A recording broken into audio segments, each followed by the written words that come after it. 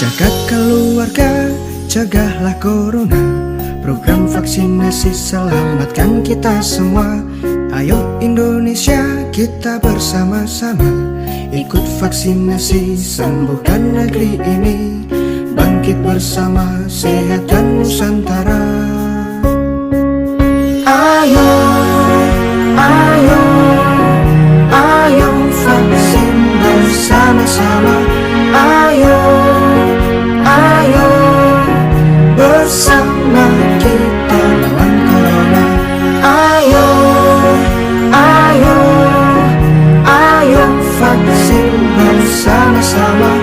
Ayo, ayo, bersama kita lawan corona. Jaga keluarga, cegahlah corona. Program vaksinasi selamatkan kita semua. Ayo Indonesia, kita bersama-sama ikut vaksinasi, sembuhkan negeri ini. Bangkit bersama, sehatkan Nusantara. Ayo, ayo, ayo vaksin bersama-sama. Ibu yang kedua yang saya hormati, Bapak Ibu orang tua siswa SDK Kapriasa yang saya kasihi. Pertama-tama apabila kita pandatkan puji kepada Tuhan untuk kasih setia Tuhan yang selalu menyertai kita sampai saat ini. Terima kasih untuk kehadiran kita semua sudah memenuhi undangan kami dari sekolah melalui WA. Saya tahu bahwa mungkin yang juga belum baca, tetapi untuk kehadiran kita semua saat ini belum semuanya. Ya. Dari sekolah kami membuat dua sesi karena jumlah siswa di Kapriasa 549 siswa. Kalau saya lihat di medsos, tidak terakhir bahwa kasus sudah banyak lagi yang kena COVID, dan itu pasti tentunya kita juga sudah mulai was-was ini, takut lagi nanti online lagi. Tapi tentunya tidak. Yaitu harapannya bahwa pasti tidak online. Untuk itu bahwa kita senang bersyukur bahwa ini kita mau mendengar sosialisasi dari ibu dokter dan tenaga kesehatan untuk bisa menangkis virus yang sedang melanda dunia kita, dan nanti kita pasti tentunya dengan banyak hal. Kita jangan takut, jangan cemas, tentunya dengan kebaikan kita bersama. Ya, terima kasih sudah hadir setengahnya. Setelah itu kita dalam perjalanan kita sama-sama, saya mengatakan bersama-sama untuk bisa mendengar sosialisasi yang dibawakan oleh ibu dokter. Dan tadi malam saya lihat ada yang sudah begitu di WA sudah sampaikan. Terima kasih banyak Suster. Satu harapan dari Suster, mari kita mengikuti sosialisasi ini dengan baik dan jangan takut kalau anak kita divaksin. Semuanya untuk kebaikan kesehatan anak-anak kita. Selanjutnya, waktu dan kesempatan kami berikan sepenuhnya kepada para dokter untuk mensosialisasikan apa yang harus kami dengar hari ini. Untuk sakit rubella. Kemudian tidak ada pengobatan khusus untuk penyakit campak dan rubella. Jadi kalau anak-anak atau kita kena penyakit ini, maka diberikan obat hanya untuk mengurangi gejala yang timbul, tetapi tidak untuk mengobati atau membunuh virusnya langsung. Sehingga yang harus kita lakukan adalah mencegah supaya anak-anak kita tidak terkena penyakit ini. Pencegahannya adalah dengan pemberian imunisasi. Satu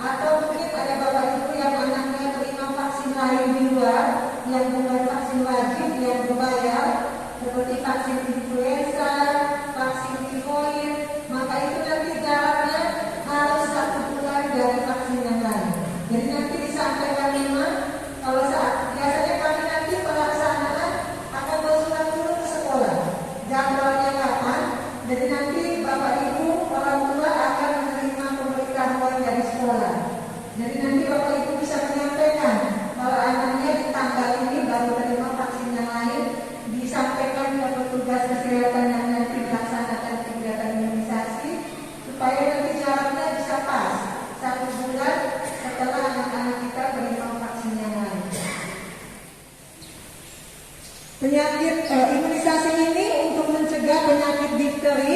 Jadi penyakit difteri ini juga mungkin Bapak Ibu kita sudah pernah dengar, biasa dengar, tetapi mungkin anak-anak kita belum mengalami yang namanya penyakit difteri ya. Ini juga sama seperti campak dan rubella, angka kejadiannya memang sudah berkurang jauh dibandingkan dulu karena memang sudah berhasil kita cegah atau kita kurangi dengan pemberian imunisasi pada anak-anak. Difteri ini sama penyakitnya menular, menyerang saluran napas juga disebabkan oleh kuman Corynebacterium diphtheri. Jadi kuman ini biasanya hidupnya di saluran napas bagian atas. Bisa menyerang anak-anak, bisa juga menyerang ke orang dewasa yang belum pernah mendapatkan imunisasi. Penyakit ini berbahaya, bisa menyebabkan kematian karena nanti menyebabkan sumbatan di saluran napas dan juga mengakibatkan kegagalan jantung. Jadi memang kadang berujung pada kematian pada anak-anak. Gejala penyakit difteri yang pertama adalah panas, seperti pada umumnya penyakit infeksi yang disebabkan oleh virus atau bakteri, biasanya nanti ada panas. Kemudian kalau anak-anak buka mulut, di tenggorokannya ada selaput tipis, warnanya putih keabu-abuan. Karena adanya selaput ini, anak-anak biasanya akan sakit saat menelan, sehingga akan kesulitan makan dan minum. Kemudian nanti lehernya bisa bengkak, biasanya nanti disebut seperti leher sapi, bengkaknya nanti sampai tergantung. Kemudian gejala akhirnya adalah sesak nafas. Ya, gejala akhirnya sesak nafas sehingga memang bisa mengakibatkan kematian, terutama pada anak-anak yang terlambat mendapatkan pertolongan. Ini agak lebih pedis dibandingkan campak dan rubella ataupun vaksin COVID. Dia memang sedikit lebih pedis. Kemudian bisa ada demam ringan, jadi badannya hangat. Kemudian bisa juga ada bengkak di tempat suntikan. Kemudian kalau muncul reaksi atau gejala setelah anak-anak kita diimunisasi, yang Bapak Ibu bisa lakukan adalah kalau demam bisa dikasih obat turun panas seperti paracetamol, itu bisa dikasih. Kemudian kalau sakit atau bengkak bisa dikompres, bisa kompres hangat, bisa kompres es. Kemudian nanti tangan yang menjadi tempat suntikan atau paha yang menjadi tempat suntikan digerakkan seperti biasa. Jadi tidak mengistirahatkan tangan atau paha yang menjadi tempat suntikan. Jadi digerakkan supaya mempercepat proses penyembuhan atau bengkaknya atau nyerinya nanti bisa lebih cepat hilang. Ya, itu tentang imunisasi DP dan juga imunisasi TB. Kalau untuk campak, rubella, DP dan TB ini setiap tahun kita sudah jalankan di sekolah selama ini, tapi memang kami sosialisasinya baru hari ini. Kemudian yang terakhir yang baru adalah vaksinasi COVID untuk anak-anak mulai dari usia 6 tahun. Selama ini kita sudah jalan untuk vaksinasi COVID usia 12 tahun ke atas. Jadi seperti tadi disampaikan suster kepala sekolah, ada anak SD yang saat sudah 12 tahun, itu sebenarnya ada yang sudah terima vaksinasi COVID. Yang sekarang yang akan kita mulai adalah untuk 6 tahun ke atas. Ya. Dasar pelaksanaannya adalah keputusan Menteri Kesehatan di bulan Desember tahun 2021 yang sudah mengizinkan pelaksanaan vaksinasi COVID anak 6 sampai dengan 11 tahun sejak tanggal 14 Desember 2021. Kita di Kabupaten Sika memang belum mulai di bulan Desember karena ada persyaratannya untuk memulai vaksinasi COVID pada anak-anak. Jadi ada 2 syarat. Yang pertama adalah minimal 70% penduduk kita sudah mendapatkan vaksinasi COVID dosis yang pertama, dan juga syarat yang kedua minimal 60% lansia kita sudah mendapatkan vaksinasi dosis yang pertama. Di bulan Desember, lansia kita belum mencapai 60%, sehingga kita masih tunda untuk pelaksanaan vaksinasi anak-anak. Dan sekarang karena lansia kita sudah di atas 60%, jadi kita sudah mulai untuk pelaksanaan vaksinasi COVID pada anak-anak. Ya. Kemudian jenis vaksin yang akan digunakan nanti yang mendapatkan izin sampai dengan hari ini adalah vaksin jenis Sinovac yang akan anak-anak terima dengan 2 kali suntikan sama seperti kita orang dewasa. Ada dosis pertama dan dosis kedua dengan jarak dosis pertama dan kedua adalah 28 hari. Jadi sama untuk Sinovac orang dewasa, jaraknya 28 hari disuntikan.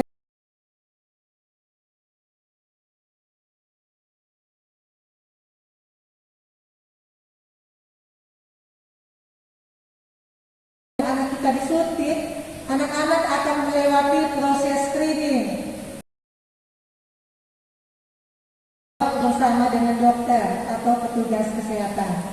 Karena itu, saat pelaksanaan vaksinasi COVID, orang tua wajib mendampingi anak-anak.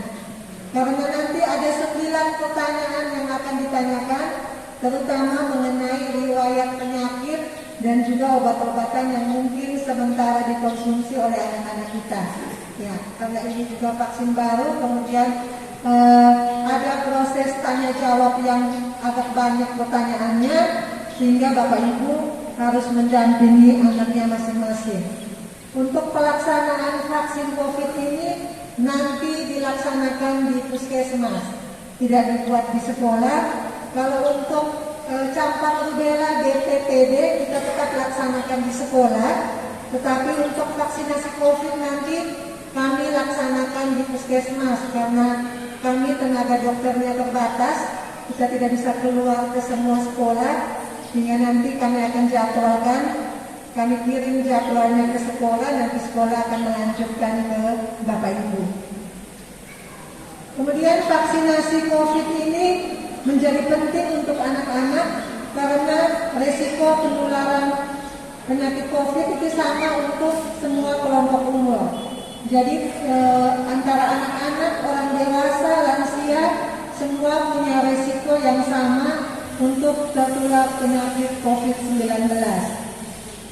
Data dari Kementerian Kesehatan sampai tanggal 20 Januari 2022 sudah ada sebanyak 556.093 anak yang terinfeksi COVID-19. Karena itu menjadi penting anak-anak kita sekarang untuk divaksinasi.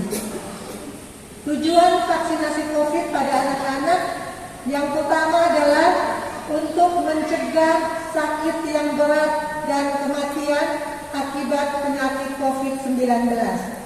Jadi kalau kita sudah divaksin, kita masih bisa beresiko untuk terkena penyakit COVID. Karena apa? Karena kita hidup di lingkungan sekitar kita yang memang belum semua orang mendapatkan vaksinasi. Dan virus juga masih ada, masih banyak-banyaknya. Seperti sekarang, kasus kita sudah mulai naik lagi, sudah ada 30-an kasus aktif. Kemudian di lingkungan kita memang masih ada bayi balita yang memang belum boleh mendapatkan vaksin COVID. Ada orang tua kita atau lansia kita yang karena sakit tertentu belum bisa mendapatkan vaksinasi COVID-19, sehingga kita masih punya resiko tertular, terutama pada anak-anak. Sehingga dengan mendapatkan vaksin ini akan mencegah gejala yang berat dan kematian karena penyakit COVID. Kemudian juga mendukung pelaksanaan pembelajaran tatap muka. Jadi ada surat keputusan bersama 4 menteri yang baru.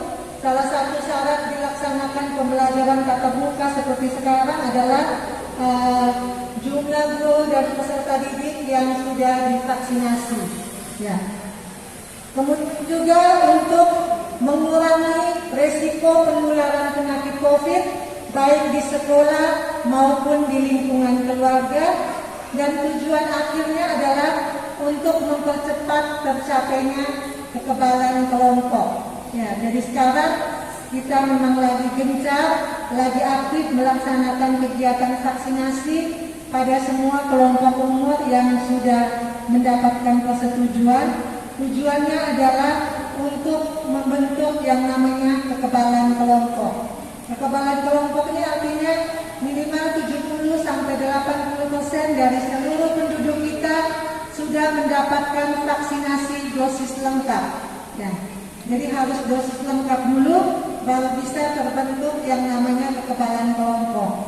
Kalau sudah ada kekebalan kelompok, diharapkan pandemi ini selesai. Jadi kita bisa hidup normal kembali karena kita masing-masing sudah punya kekebalan tubuh terhadap penyakit COVID-19.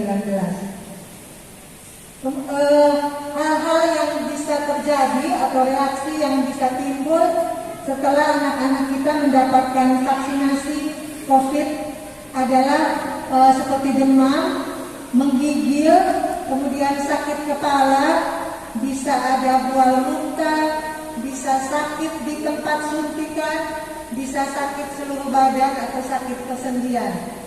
Jadi itu gejala yang bisa timbul setelah anak-anak divaksinasi, mirip seperti gejala kita orang dewasa sebenarnya. Kemudian reaksi ini biasanya tidak sama antara satu anak dengan anak yang lain, tergantung dari respon tubuh kita masing-masing. Nah, sama seperti kita orang dewasa juga, mungkin Bapak Ibu semua sudah divaksin, sudah mengalami, ada yang pulang tanpa gejala, ada yang pulang merasakan beberapa gejala seperti demam, sakit, dan juga menggigil. Jadi ini sebagai bentuk respon tubuh menerima vaksin yang masuk dan membentuk kekebalan tubuh atau antibodi. Yang harus orang tua lakukan setelah anak-anak divaksinasi atau setelah timbul gejala setelah divaksin adalah yang pertama, anak-anak harus istirahat yang cukup sebelum dan sesudah divaksin. Jadi sebenarnya sebelum divaksin tubuh kita harus siap, harus disiapkan untuk nanti menerima suntikan. Satu hari sebelumnya atau malamnya anak-anak sudah harus beristirahat, tidurnya lebih cepat. Kemudian pagi dikasih sarapan dulu, baru kita bawa ke tempat pelayanan vaksinasi. Nanti setelah mendapatkan vaksinasi, juga anak-anak harus dianjurkan untuk beristirahat. Jadi kalau biasanya siang pulang sekolah bermain, maka kalau habis vaksin, anak-anak harus diwajibkan untuk tidur siang atau istirahat. Kemudian dikasih minum air putih yang cukup. Kalau ada demam bisa kasih obat penurun panas seperti paracetamol bisa dikasih. Kalau ada sakit atau bengkak di tempat suntikan bisa dikompres dengan menggunakan es. Tangan yang menjadi tempat bekas suntikan digerakkan seperti biasa. Jadi tidak mengistirahatkan tangan. Biasanya kalau efek Sinovac sakitnya lebih ringan dibandingkan vaksin yang lain. Kemudian Bapak Ibu bisa laporkan gejala yang anak-anak alami ke petugas kesehatan. Setelah vaksin nanti kita akan dapat kartu vaksin, ada nomor HP petugas kesehatan yang tercantum di kartu. Nanti Bapak Ibu bisa hubungi untuk menyampaikan keluhan yang dialami anak-anak setelah mendapatkan vaksinasi COVID. Kemudian ada pertanyaan nanti apakah anak-anak kita boleh ditunda vaksinasi? Ya boleh. Karena tadi di awal saya sampaikan sebelum mendapatkan vaksin anak-anak melewati proses screening akan ditanya jawab. Jadi kita tunda pemberian vaksinasi COVID pada anak-anak kalau yang pertama anak-anak panas atau suhunya di atas 37,5. Jadi yang datang diukur suhunya, kalau suhu 37,5 maka anak-anak akan tunda pemberian vaksin. Yang kedua adalah tekanan darah. Jadi setiap kali datang setelah ukur suhu anak-anak akan ditensi menggunakan tensimeter yang khusus anak-anak. Kalau tensinya di atas 140/90 akan diulang satu kali lagi. Jadi istirahat selama 5 sampai 10 menit, kemudian diulang lagi tensi yang kedua. Kalau tetap tinggi di atas 140 ke 90, maka vaksinasi juga akan kita tunda. Kemudian yang ketiga adalah kalau anak baru sembuh dari sakit COVID. Jadi kalau anak-anak kita sudah terinfeksi COVID, maka kalau gejalanya ringan kita tunda selama 1 bulan sejak dinyatakan sembuh. Kalau gejalanya berat, misalnya ada sesak nafas atau sampai dirawat di rumah sakit, maka vaksinasinya kita tunda 3 bulan setelah dinyatakan sembuh. Kemudian yang terakhir adalah anak-anak ditunda vaksinasi kalau ada demam, batuk pilek, sakit menelan, dan juga diare. Jadi kalau dalam kondisi demam, batuk pilek, diare, bapak mama tidak perlu lagi bawa ke tempat pelayanan. Kalau sementara sakit di rumah saja, mungkin bawa ke tempat pelayanan hanya untuk berobat, tetapi nanti tidak bisa mendapatkan vaksinasi. Jadi vaksinasinya kita tunda setelah anak-anak sehat dulu, baru nanti akan dijadwalkan lagi untuk pemberian vaksin. Nah, ini saja yang saya sampaikan tentang vaksinasi atau imunisasi yang dilaksanakan untuk anak usia SD. Terima kasih banyak Ibu Dokter. Bapak Ibu Saudara sekalian, tadi kita sudah mendengar sosialisasi tentang imunisasi campak, rubella, DT, TB, dan vaksinasi COVID-19. Sudah disampaikan dan dijelaskan dengan baik tadi. Minta maaf karena layarnya kecil tadi tidak kelihatan, tapi diusahakan sebentar. Lalu kita sudah mendengarkan tadi dengan baik gejala sakitnya, lalu pengobatan atau pencegahannya, segala sesuatu sudah disampaikan dengan baik oleh Ibu Dokter. Sekarang kita diberi kesempatan untuk bertanya, karena mengingat waktu ini, saya minta kalau kita mau bertanya singkat, padat, dan jelas. Dan kalau pertanyaan itu sudah disampaikan kepada orang tua yang lain, jawabannya ada pasti sama, itu kita tidak usah lagi bertanya. Itu saja, terima kasih banyak. Mungkin ada yang mau bertanya tentang tiga macam imunisasi tadi dalam dengan vaksinasi COVID-19. Ibu Dokter, saya mau bertanya. Kebetulan anak saya yang sekarang kelas 2, dulu waktu kelas 1 dan sekarang dia kelas 2 itu belum mendapatkan vaksin rubella, campak atau apa, soalnya dia sakit disuntik. Itu kira-kira bagaimana, Ibu Dokter? Sampai saat ini dia belum pernah disuntik kan? Ya kalau dia jarum suntik itu sakit sampai histeris. Ya, terima kasih. Ya, perlu Bapak Ibu ketahui bias tadi, bulan imunisasi anak sekolah itu selalu dijalankan dengan baik oleh para dokter dan perawat dari Puskesmas Meru, dan biasanya ada anak yang takut suntik, tidak mau, ada yang memang permintaan dari orang tua. Jadi ini tadi Ibu mengatakan bahwa anaknya belum di vaksin rubella atau apa tadi ya? Itu ya, kelas 1 dan 2 belum pernah. Dokter silakan, terima kasih. Baik. Kalau sekarang di kelas 2 berarti tahun kemarin belum dapat vaksinasi campak dan rubella. Bulan depan bisa ikut. Jadi walaupun di kelas 1 SD-nya belum dapat campak rubella, bulan depan saat pelaksanaan bulan imunisasi campak rubella nanti ikut. Efeknya sebenarnya karena tadi saya sampaikan, sejak usia bayi balita anak-anak sudah dapat 2 dosis sebenarnya campak rubella atau MMR itu sama.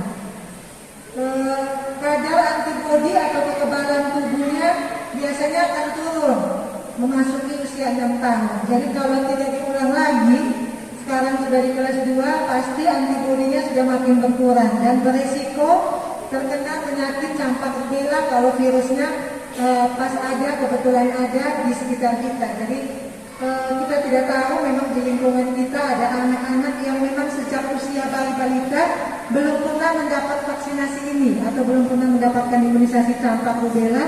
Mereka berisiko besar untuk tertular, kemudian bisa menularkan lagi ke anak-anak yang belum mendapatkan vaksinasi atau memang tidak diulangi lagi di usia SD. Jadi sebaiknya kalau anak takut, orang tua mungkin bisa mendampingi saat pelaksanaan imunisasi supaya anak-anak lebih tenang. Ya, jadi harapannya di bulan depan saat pelaksanaan bulan imunisasi campak rubella, anaknya bisa ikut imunisasi ini supaya kekebalan tubuhnya lebih baik lagi, tidak gampang terkena penyakit campak dan rubella. Baik, terima kasih atas kesempatan yang diberikan. Yang pertama berkaitan dengan apa yang disampaikan oleh Dr. tadi, bahwa kegiatan imunisasi vaksin itu ditempatkan di mobil. Tadi pada mencerita terkait dengan apa yang disampaikan oleh penasihat bahwa kebanyakan anak-anak jika dibujuk untuk berkorban mungkin, apalagi tempatnya di puskesmas, ya, apalagi tempat puskesmas ini menjadi trauma kalau mereka hingga permintaan saya, ya, atau kawan kalau bisa ada penyelenggaraan seperti ini itu di sekolah. Itu nanti di berbagai lapangan itu di mana itu tergantung dari dokter mereka dan puskesmas. Yang kedua berkaitan imunisasi dan cara. Tadi dokter sudah menyampaikan bahwa ada anak atau anak tertentu yang dikatakan imunisasi mencapai 9 tahun. Namun ada masyarakat lagi yang berikutnya, ya. Itu masyarakatnya setelah kalau meninggal masyarakat berikutnya lagi. Apakah itu tidak dinyatakan lebih dosis? Ya, ini menjadi pertanyaannya. Sudah lengkap masyarakat apa itu? Kalau menurut kacamata kami yang dikatakan lebih dosis itu. Yang ketiga berkaitan dengan ketika dilakukan imunisasi atau campak maupun vaksin, ternyata ada gejala-gejala yang memberikan efek sampingnya, ya. Tapi menyatakan bahwa kurang lebih 2-3 hari, ya, itu menjadi dampak yang ketika dilakukan vaksin maupun campak.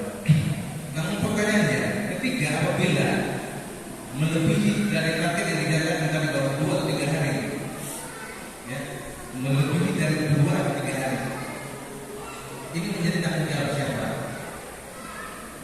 Ini kita kami orang tua bisa mendapatkan informasi dari dokter sendiri ketika kami mendapatkan tantangan.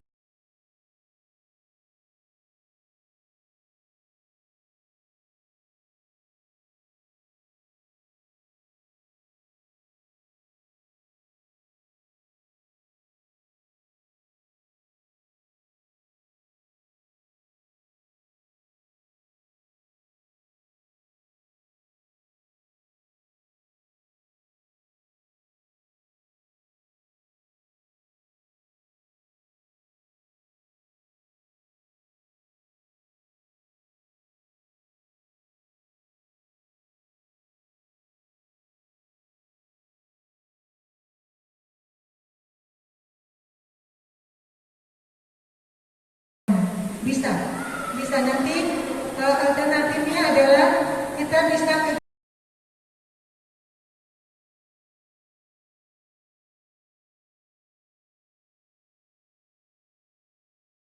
lagi ada jadwal dari sekolah, nanti saya bisa koordinasi dengan dinas kesehatan untuk kami bisa minta bantuan dokter lain untuk membantu pelaksanaannya. Karena sebenarnya kalau bagi saya tergantung kesiapan Bapak Ibu orang tua dan juga pihak sekolah. Ada sekolah yang memang mau di puskesmas. Kalau di sini Bapak Ibu orang tua merasa lebih nyaman di sekolah, nanti bisa kita lakukan di sekolah. Nanti kami koordinasi dengan suster kepala sekolah untuk kepastian tempatnya. Kalau sekolah bersedia untuk di sekolah, nanti kami yang akan datang ke sini. Ya. Yang penting memang untuk vaksinasi COVID yang dibutuhkan itu paling hanya tempat dengan yang penting ada jaringan internet di tempat ini. Saya yakin di sini ada, kami bisa untuk pelaksanaan di sini. Kemudian yang berikut ya, tadi pada usia bayi, memang setiap anak-anak usia bayi balita ada yang namanya imunisasi dasar lengkap. Nah, jadi harus ada lengkap, terutama untuk campak rubella itu biasanya nanti lengkapnya 2 dosis di usia 9 bulan dan 18 bulan. Kemudian tadi saya sampaikan itu untuk usia balita. Tetapi tadi yang saya sampaikan adalah saat anak-anak memasuki usia SD atau usia 6 tahun, kadar kekebalan tubuh atau antibodinya biasanya menurun, sehingga nanti dikasih lagi untuk meningkatkan atau memperpanjang antibodi yang sudah ada. Jadi tidak kelebihan dosis. Nah, kelebihan dosis kecuali saat usia balita kasihnya sampai 3 kali. Jadi 2 dosis lengkap itu pada usia 9 bulan dengan 18 bulan. Atau kalau saat 18 bulannya belum bisa kasih, di atas 18 bulan. 19 bulan, 20 bulan itu masih bisa dikejar. Karena prinsip imunisasi adalah kalau terlambat kita bisa kejar di usia di atasnya. Tetapi tidak diberikan untuk usia yang di bawahnya. Tidak untuk sebelum waktunya atau sebelum usianya bisa kita mundur-mundurkan. Kemudian pada usia SD itu hanya untuk meningkatkan lagi kekebalan tubuhnya. Jadi tidak kelebihan dosis. Kemudian efek vaksinnya, tadi ada hampir semua vaksin ada efek samping atau reaksinya. Ya, paling lama bertahan 2-3 hari. Kalau setelah 3 hari masih ada efeknya, nah ini bisa ada 2 kemungkinan. Bisa memang pada orang ini reaksinya munculnya atau efeknya bertahan lebih lama karena mungkin sistem kekebalan tubuhnya terganggu. Ada orang-orang dengan penurunan daya tahan tubuh tertentu karena ada penyakit tertentu yang menyebabkan kekebalan tubuhnya turun. Saat kita kasih vaksin, dia memang proses pembentukan antibodi atau kekebalan tubuh tidak sama dengan anak-anak yang sehat. Bisa juga yang kedua adalah biasanya kita demam, yang paling sering demam. Bisa juga kalau setelah 3 hari bisa jadi efek yang timbul bukan karena reaksi dari vaksin, tetapi mungkin ada penyakit lain yang sebenarnya ada virus lain yang sudah masuk yang bisa mengakibatkan efek seperti setelah divaksin. Seperti sekarang kan kita lagi musim DBD, ya anak-anak biasanya banyak sekali yang demam. Jadi bisa jadi demamnya karena sakit DBD atau sakit yang lain, bisa jadi karena efek vaksin. Sehingga kalau memang ada reaksi atau efek yang bertahan lebih dari 3 hari, maka Bapak Ibu harus membawa lagi ke puskesmas, harus ke fasilitas pelayanan kesehatan supaya diperiksa lebih lanjut apakah reaksi yang timbul ini sebagai akibat daripada vaksinasi ataukah muncul penyakit yang lain yang bersamaan setelah anak-anak kita divaksin. Itu saja. Terima kasih. Yang sudah puas dengan jawabannya pasti pas. Dan saya Ibu Dokter jelaskan dengan bagus. Mungkin masih ada orang yang mau bertanya. Terima kasih untuk kesempatan yang diberikan. Saya ingin bertanya pertanyaan ketiga berulang berlaku karena ada riwayat sakit dari anak teman yang orang tuanya tidak datang saat ini. Anaknya baru dioperasi usus buntu pada awal bulan Februari. Nah, pertanyaannya karena ini sosialisasinya tentang vaksinasi COVID juga, ingin bertanya apakah tentang waktu yang bisa dijalani anak yang baru menjalani operasi usus buntu itu untuk bisa menerima vaksinasi COVID berapa lama? Karena orang tuanya berpikir bahwa karena setelah sosialisasi ini akan segera dilaksanakan vaksinasi. Jadi tentang waktu yang bisa diberikan kepada anak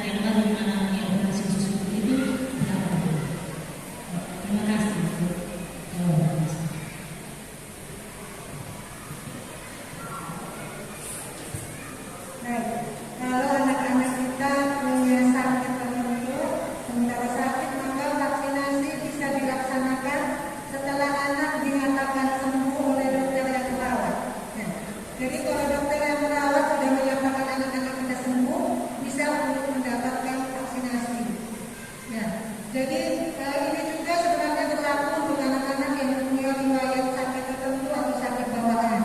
Ada yang mungkin punya penyakit jantung bawaan, ada yang punya penyakit epilepsi yang setiap bulan harus minum obat.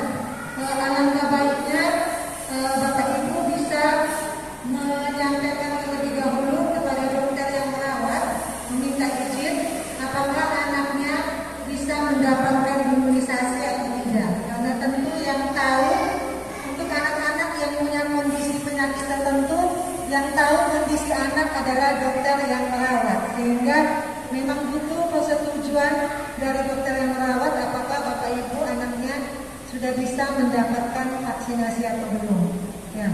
Jadi terlepas tadi dari operasi usus buntu, sebenarnya setelah sembuh bisa. Sama juga kalau anak-anak kita ada sakit asma, bisa mendapatkan vaksin, yang penting tidak dalam keadaan serangan.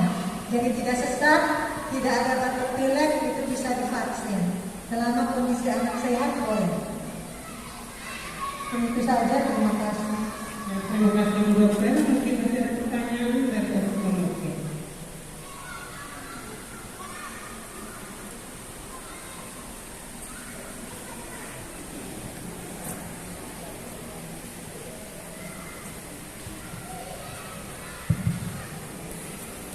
Terima kasih. Pertama, saya menyampaikan rasa hormat dan terima kasih bahwa hari ini kami mendapatkan penjelasan berkaitan dengan vaksin dan imunisasi kepada anak-anak kami. Yang kedua, pada prinsipnya perlakuan dan karakteristik setiap anak berbeda. Pasti pola penanganan juga pasti akan berbeda pula. Yang ketiga, itu berkaitan dengan pasca pelaksanaan vaksin, reaksi atas penerimaan vaksin terhadap tubuh anak itu pasti berbeda.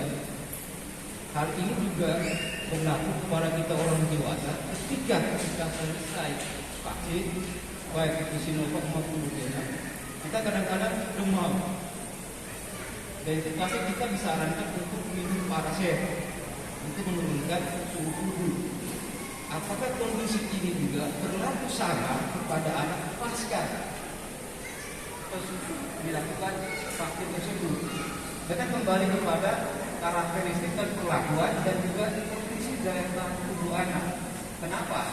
Karena ini berkaitan dengan psikologi anak. Bagaimana anak menerima?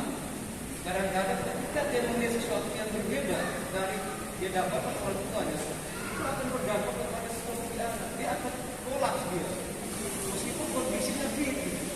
Nah, ini yang kita mesti harus pertimbangkan. Jangan sampai tujuan kita baik, tetapi berdampak dulu kepada psikologi anak. Itu saja, Dok. Terima kasih. Silakan Ibu Dokter untuk menjelaskannya. Terima kasih. Baik, terima kasih. Memang betul setiap anak pasti reaksi yang munculnya berbeda. Kemudian hari ini memang dilakukan sosialisasi terutama untuk orang tua terlebih dahulu supaya orang tua lebih dahulu siap kalau anaknya mau dapat vaksinasi. Nanti sebelum anak-anak mendapatkan vaksinasi, tentunya setiap anak punya respon atau reaksi yang berbeda. Ada yang mungkin berani untuk disuntik, ada yang mungkin takut. Nanti saat pelaksanaannya nanti kita atur suasana senyaman mungkin untuk anak-anak supaya nanti anak-anak siap, tidak terlalu ketakutan saat mau divaksin. Jadi senyamannya anak. Ada anak yang mungkin nyaman dengan orang tua, ada anak yang pengalaman kami ada anak yang lebih gampang disuntik kalau didampingi oleh bapak dan guru. Ada yang kalau dengan orang tua lebih cengeng, ada yang dengan guru menjadi lebih berani. Atau kalau mungkin lihat teman-temannya disuntik lebih berani, mereka biasanya akan lebih berani. Ya, kemudian mengenai reaksi yang muncul setelah anak-anak diimunisasi, memang perlakuannya tidak jauh beda dengan orang dewasa. Jadi kalau ada demam, bisa minum juga obat turun panas seperti paracetamol, bisa dikasih. Kalau sakit di bekas suntikan atau sampai bengkak, itu kita bisa kompres. Jadi perlakuan untuk mengatasi reaksi yang muncul pada anak-anak hampir sama dengan orang dewasa, karena biasanya reaksinya juga tidak jauh beda. Orang dewasa juga keluhan setelah divaksin biasanya ada demam, menggigil, sakit di tempat suntikan, bengkak, ada yang sakit seluruh badan, ada yang rasanya ngantuk sepanjang hari. Anak-anak juga akan mengalami seperti itu, tidak jauh beda. Sehingga nanti yang harus dilakukan adalah kalau demam bisa minum obat turun panas seperti paracetamol, kalau sakit bisa kompres dengan es. Kemudian kalau memang merasa lelah atau ngantuk, maka anak-anak istirahat dulu. Ya, mungkin nanti perlakuannya tidak jauh beda seperti orang dewasa. Terima kasih Bu Dokter. Mungkin masih ada orang tua murid yang masih bertanya. Selamat pagi untuk kita semua. Salam sejahtera untuk kita semua juga.